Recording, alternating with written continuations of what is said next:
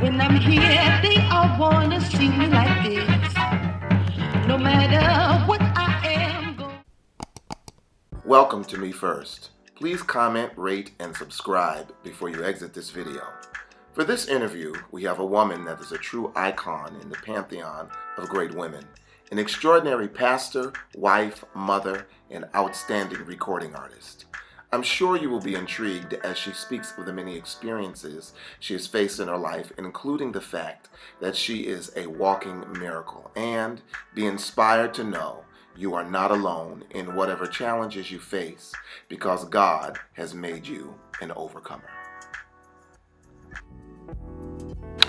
Well, this is our 34th year in ministry, and I've been a co-pastor for the last, since 1996, I believe. So it wasn't right away?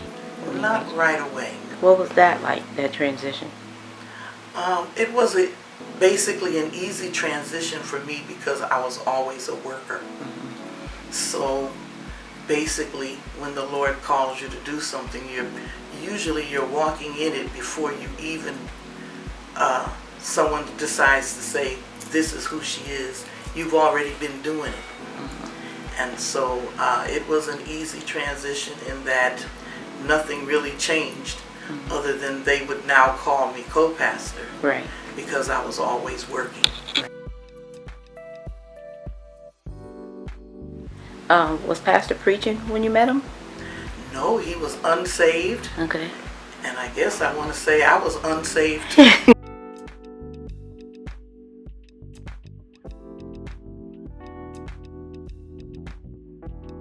How long were you dating before he was called? Well, we dated about a year or so before we got married. A year, almost 2 years before we got married.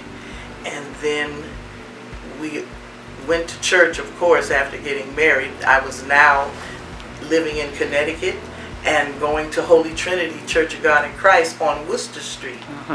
And it was some years, maybe 7, 8 years before he gave his life to the Lord and began to walk in all the things that had been spoken for his life years before he met me.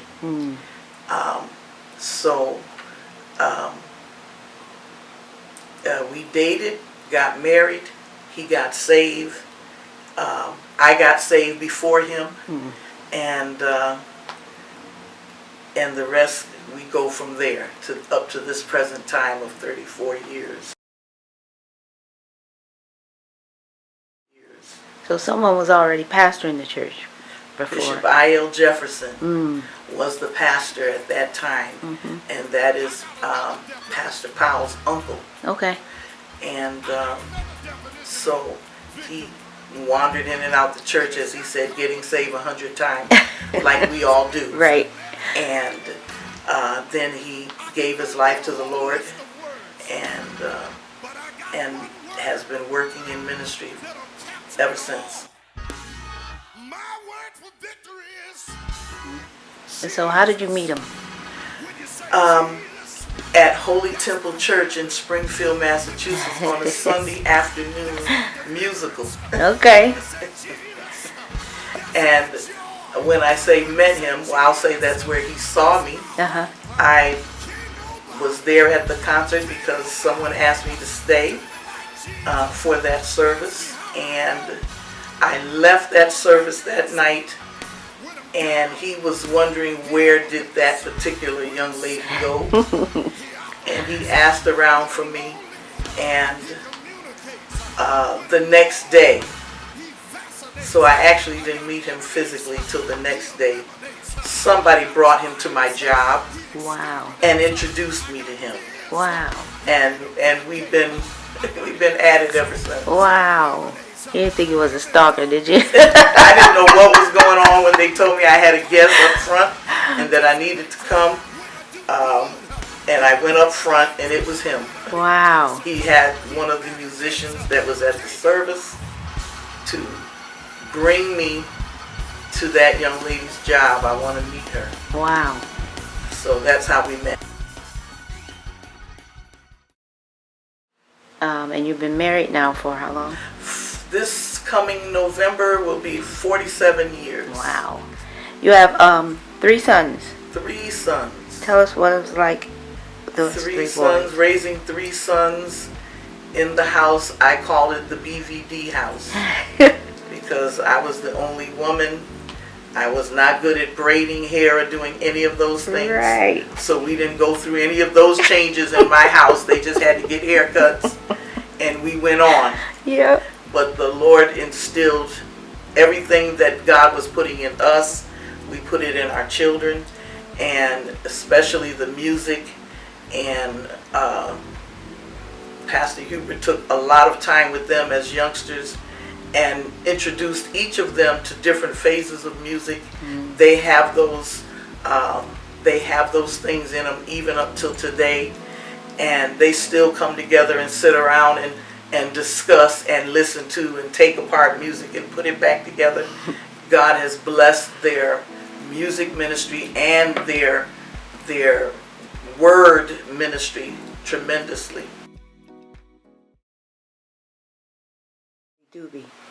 Dubi, he has done so many tremendous things with his music, and he really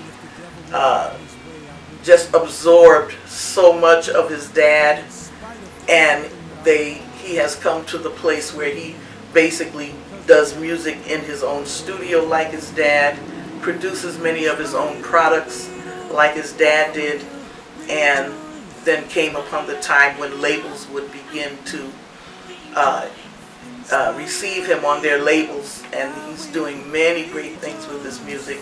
He's multifaceted when it comes to the music. He can reach all different areas, and he has blessed so many people, and sometimes he is really humbled and overwhelmed by seeing the type of people that he has impacted. But God is still taking his life round by round, and we thank God for him.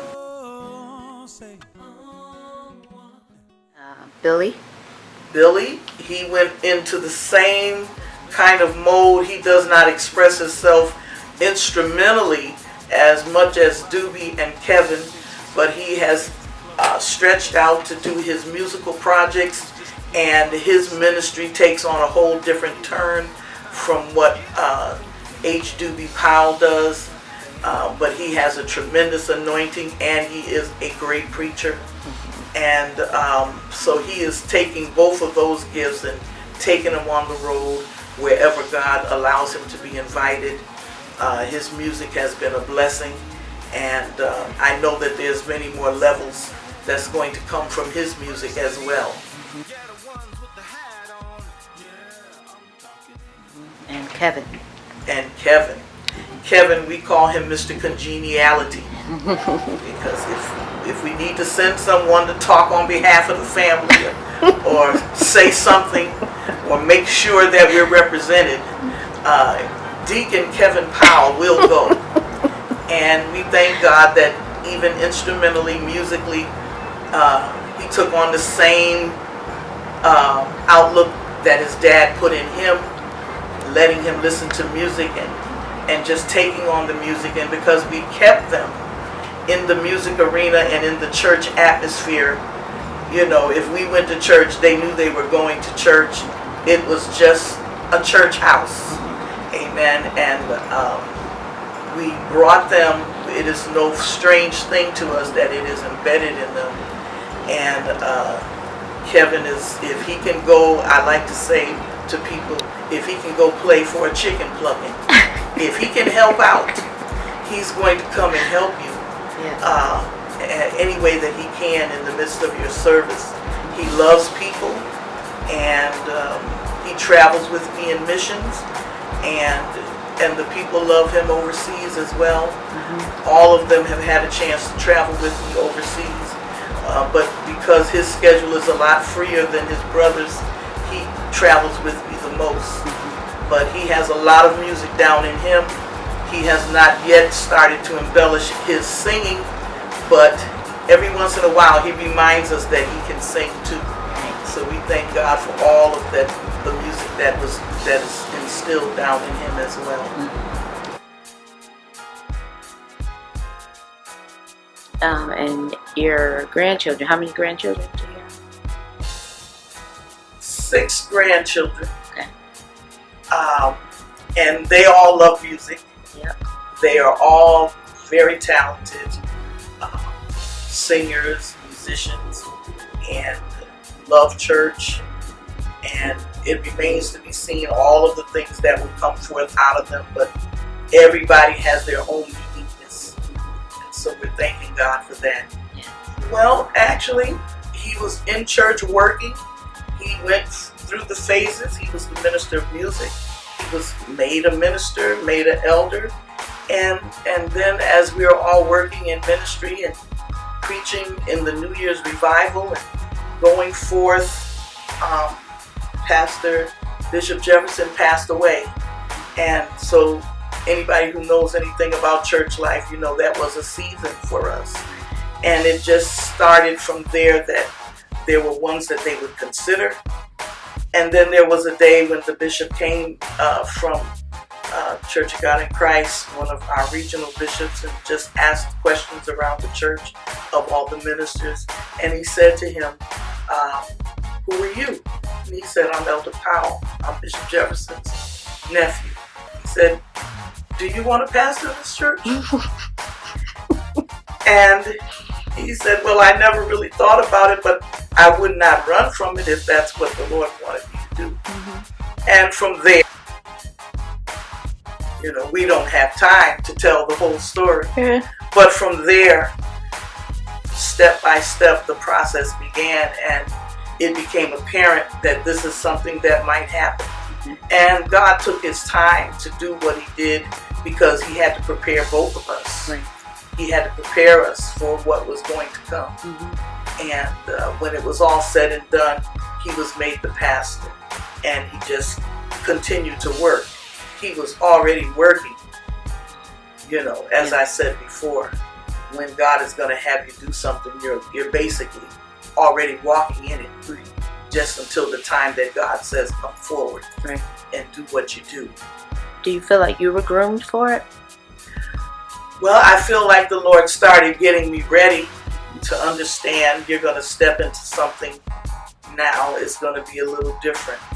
And, you know, as I understood it then, I'm going to be a pastor's wife. But then as the years go on, you begin to understand your role a little better. And especially if you were someone who did not do a lot in the church, you might be a little more introverted about what you're about to step in and maybe not even fully understand it. But as the years go by, your role becomes a little more clearer.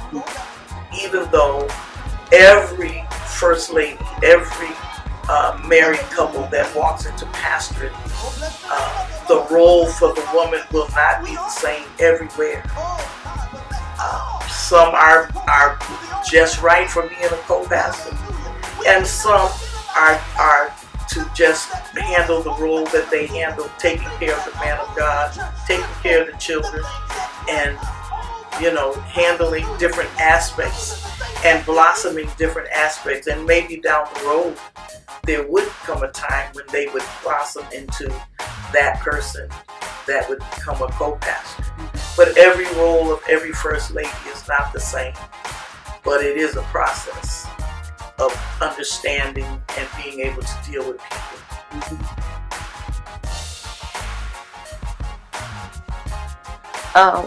What do you say to the first lady that would rather just not do anything? Well, we can't judge her in that if that's how she feels. I think if she stays in the ministry and is loving to her husband, I think it would be very difficult to love your husband and undergird him in what he does and not become an integral part. You may not be a preacher per se, but there will be a part, a role, there will be something that you would know that God would require of you to stand at the side of the man of God, that you must be a partner, and you would not be able to be a very good partner without holding up his arms some way and yielding yourself. The process of yielding yourself and saying, God, what is it that I should do? I can't preach like that young lady over there on J.P. Morgan Way. I can't preach like her, but what can I do to be an empowerment to the kingdom and accept what God allows within you, that people will see and they will honor and they will love because you're staying in your lane.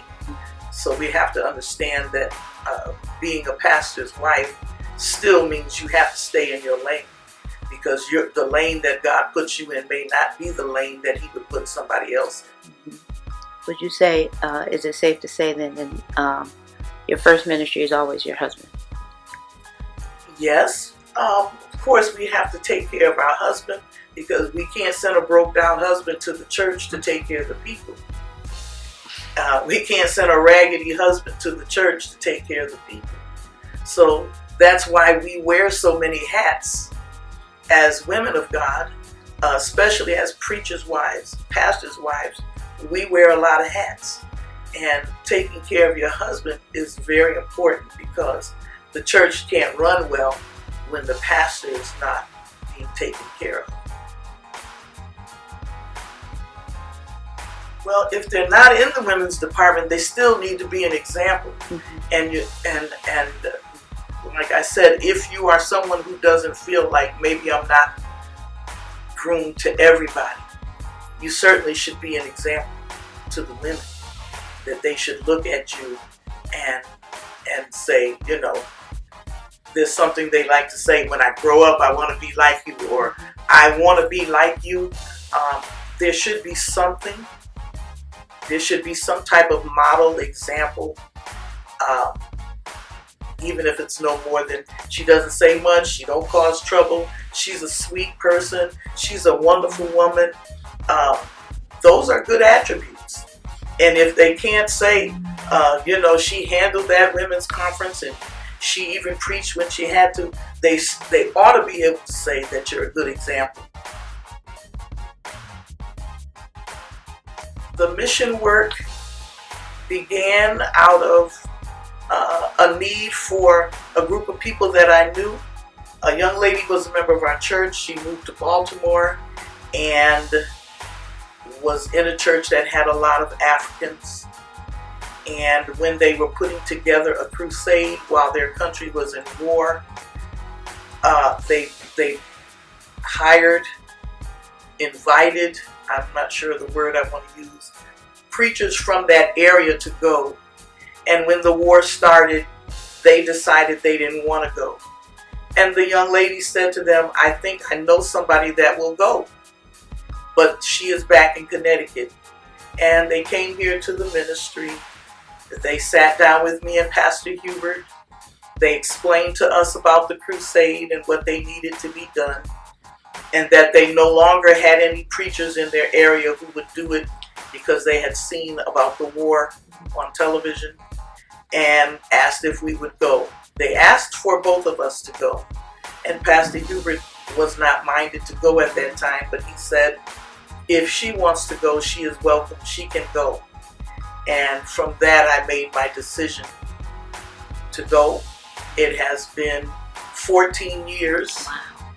And he pushed me to go and do it if I felt led of the Lord to do it. And so I'm very grateful for that aspect of our relationship, that he allowed me to be who God wanted me to be in that season. And he told me to go. And I've been going ever since, and the work has extended and extended. And in the 7th or 8th year, the Lord extended it even into Ghana. So for the last 6 or 7 years, we've been going. When we go over to West Africa, we go to Ghana as well. And we do some work there, and we submit things to the hospitals.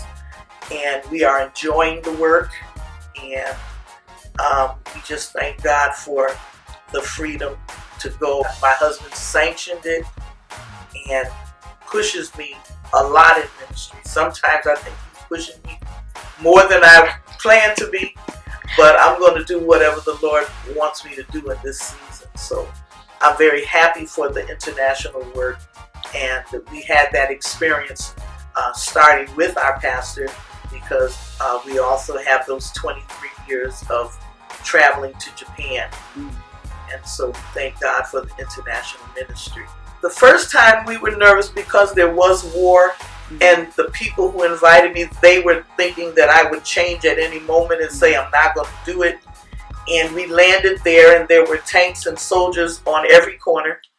You couldn't go very far without being stopped again for your car to be searched. And I had never even been that close to a gun. So it was very difficult for us. Dubi thought I was absolutely crazy.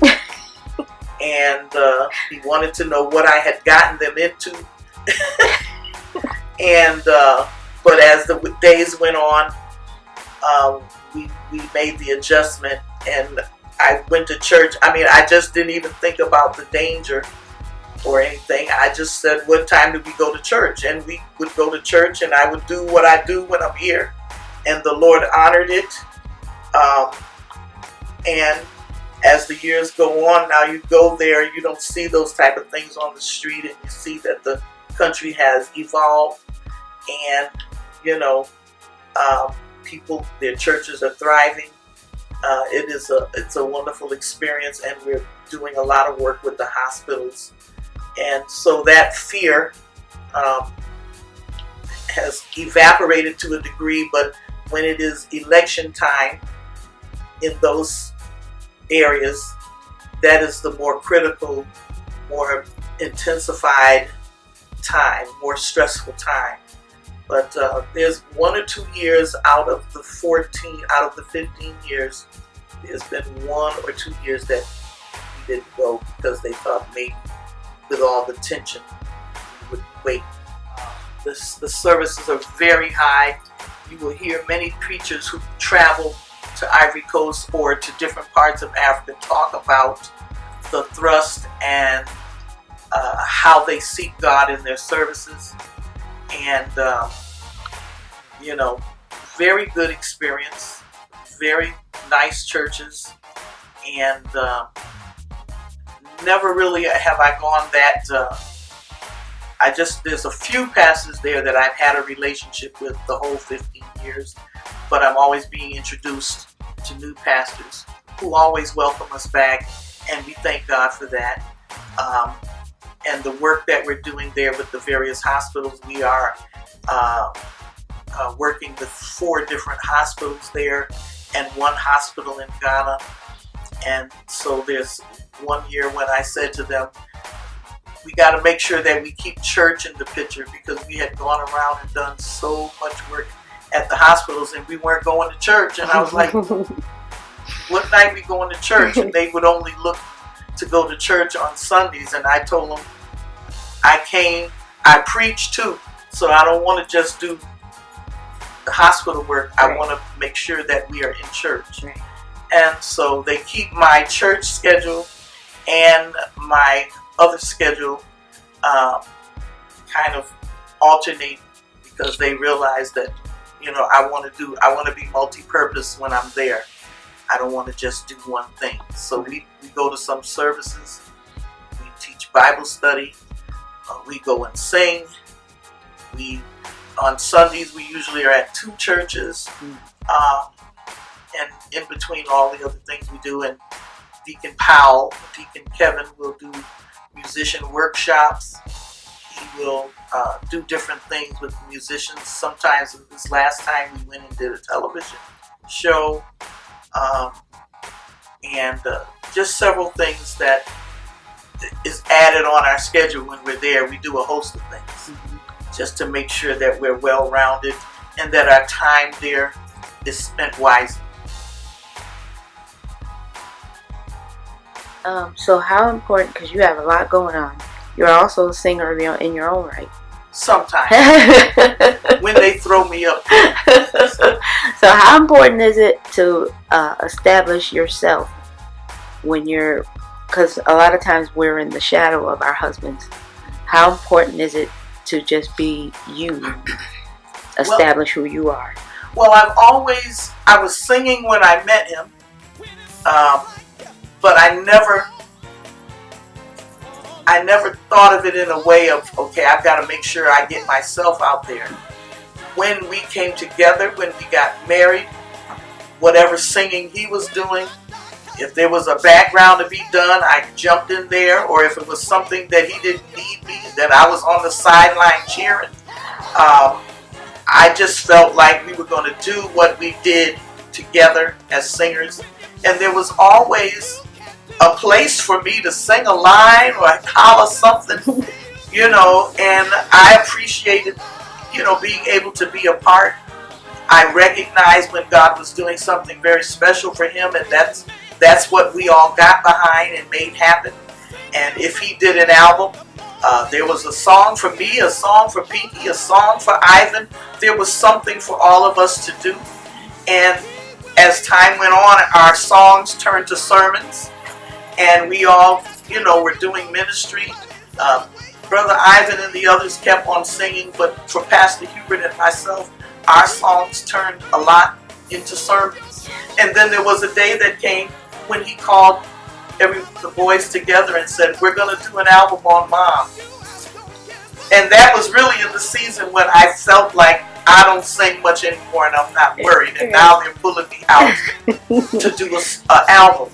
And many of the beautiful people came together. Pastor J.P. Morgan gave me a song for that album and was very involved in the process and making sure that it went over well. And I took that as a tool that I used even when I started going overseas, just to leave some music with people. It was not that, I was looking to get a Grammy or anything, but I shared the music that the Lord gave my husband, my sons, Pastor Morgan. I think I even shared something that I wrote on there, but it was a tool for ministry. And still today, when I go, I don't go as a big music star, but Kevin and them give me tracks, and I'm able to get up at different places when I'm there and sing something, and they think I can sing. But the biggest point of that is that I'm able to share something with them and share the word when I'm there. So it works out fine. I don't think the Lord required us to have the greatest voice in the kingdom, but that we would be a voice for him. What would you say to, what advice would you give a new First Lady that's just coming on the scene? Be prayerful. Support her husband. Submit to the process, because the first thing she needs to find out about herself is what does God want me to do? Where does he want me to be in the midst of this? And let her will be hid in his, so that as the days go on, if there's something that manifests that says you may not feel like you're a preacher, but you are God's preacher, or you may not feel that you can reside over these different organizations in the church, but I'm going to take you the steps to do it because God needs you to do it. So she has to be prayerful and just be consistent in her walk. Submit it over to the Lord and let him build her. Don't give up.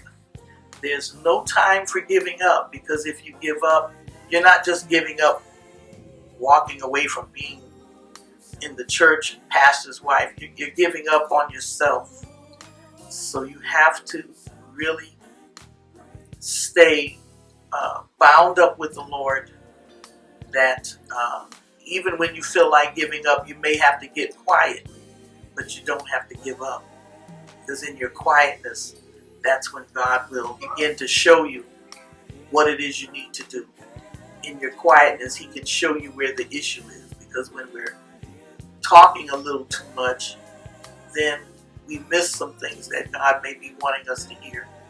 And one big thing is to always take inventory of yourself. Not always let it be about what they're saying about me, what they're doing to me. how they're treating me. Sometimes we have to take inventory. This may not be everybody's situation, but self-inventory is very, very important when there's times of stress or pressure. Self-inventory and staying in touch with the Lord, because sometimes the things we don't want to see are the things we have to accept, look at and accept and change. My diagnosis of cancer, it starts with me being in the pulpit one Sunday, and the Lord began to show me several things that I was going to do. And as the next 3 months went on after that, in the midst of doing some things and having a women's conference, I was laying in the bed talking to someone at the church about something else we needed to do for the next service, and I felt a lump. And I kept talking on the phone. I didn't say anything to them, but I felt it when I got off the phone. I continued to feel it again, and I was like, okay, that really is a lump. And I knew that July, August, it was June. I knew that in July and August I was getting ready to go to Africa. And I said, well, I'm just going to ignore it. I'll look at it when I get back from Africa. And something tapped me on the shoulder and said, no, go and get it checked out now. So I went and got it checked out. And it was like those people didn't want to be the ones to say that I really had it. So they sent me to another place and I got checked out. And they called me back and they said, this is not something I want to tell you over the phone, but you do have cancer. And so me and Kevin and Pastor at the house, we had our group hug in a moment where it was like, everything was very dark and the house went dead silent. Nobody knew what to say. And did you feel fear at that moment? I hadn't really gotten to the fear part yet, because I just hearing the word, I didn't even know, exactly what I wanted to say or do, but other than to tell them. And then I got up and I went in the room. I looked at my calendar. I started looking at plane tickets that I already had, appointments that I had. That weekend I was supposed to be in Maryland and I was trying to cancel it. And the Lord spoke to me and he said, what are you doing? And I said, well, you heard what they said. Right. I got cancer. Right. And he said, but did I say, no one told you to cancel anything. So I was like, so I'm supposed to go to Baltimore and preach and I got cancer? And it was like the answer came back, yes, you are. So I went on and I didn't cancel the tickets, and I just somehow just grabbed myself and pulled myself together, and I went and I just began doing everything that I said I was going to do. And then a week or so, when I came back from Maryland, that's when I told Pastor, I said, well, I want to tell the church. And we told the church at large, because we didn't want it to be, is it true type of thing. And right. So we just told the church, we sent them any visitors out, and we just told the church what the doctor's saying, that they should pray for me as I go through. How did the church respond? And the church was like, yeah, it was a somber, thing. And but I wanted to be up front. I didn't want them having to hear or wonder or guess. So we just said it. And from there, I told them I'm going to go and I'm going to talk to the doctors and see what they think I should do. Go the next steps. And then the old Jackie just kind of snapped back in. And I started telling her, I said, okay, I need to find out about this because I'm supposed to be in Africa next month. Blah, blah, blah, just down the line. And they start saying, well, if you just find out, you're not going to go to Africa. I said, oh, but I don't think so. And I told the church, I said, I want you to know I'm going in there on Monday, and I will tell them I'm going to take the chemo. I'm going to do whatever it is they want me to do, but I'm going to go to Africa the next week. And I went and I did that, and they were happy to see me. But when I told them I'm going to catch the plane on Friday, they stopped in their tracks and they're like, they looked at Pastor Hubert and he said, she wants to go. And it's like they were saying, okay, so your wife she doesn't get this? I said, I get it. Mm-hmm. I said, but you all said you're going to treat me every 2 weeks. I said, so I have time to go and come back. Mm-hmm. And you can treat me again when I get back. And so their plan then was, okay, we're not going to start it until you come back. Mm-hmm. So I came off the plane and I reported the next morning. And they started pumping that chemo and everything in me. And I went from chemo to a surgery to radiation and to the day when they said, you know, what they see is so small, and they said, and we're seeing it with a microscope. Mm-hmm. So they were saying it was so small that it was virtually impossible to see. Which they then counted as cancer-free. Mm. And that's been 7 years. I went in the other week, and they said, see you in another year. Wow. And so every time they say that to me, I thank God for what he does and for another season in my life. That was one of those seasons of being an example. Because since then, we've had 3 or 4 women in our church who were determined to go through cancer the way I went through. Wow. Because they wanted to be able to come to church, praise God, do whatever they needed to do, like they saw their pastor's wife do. Wow. And so one of the ladies testified last week, and the doctor said she had something going on, cancer behind her eye. And she said, I'm going to be one of those the pastor talks about. She used to have cancer. I'm going to be one of those that gets up, and I'm coming, and I told her, I said, you can get up now. That's it. And say it's already done. You don't have to wait till the doctors get finished. Anytime we praise God for what he's already done and the cancer that he's already delivered, you can get up. You deserve to go by faith and know that it's done. And this past Sunday, there were 3 of us, breast cancer survivors, out on the floor dancing together. Wow. Because they said they remembered that they were going to get dressed, because you know that was one of my things. Right. When I was going through, I'm getting dressed, I'm putting on these shoes, and have the usher's arm, male or female, and say, get me to my seat. Yeah. And I'd get there, and it's good to be an example. Even if you never get to preach, it's good to be an example. Yeah. So what they saw was not based on what I preached, it was based on what I did. And they were able to say, that's what I'm going to do. They need to see that example. It's not just what we say, it's what we do. I'll never take it for granted that the Lord allowed me to live and move and have my being. God is able. There's nothing too hard for him. Every sickness does not deal with us the same way, but you give it over to the Lord, and as much as you can, you let the devil know that I'm not in this position to stay. This is a temporary setback, a temporary set down. God is going to bring me through this, and even if it is the time when the Lord calls us, I'm still going to believe God right to the end, because he is a God that cannot fail and will not lie.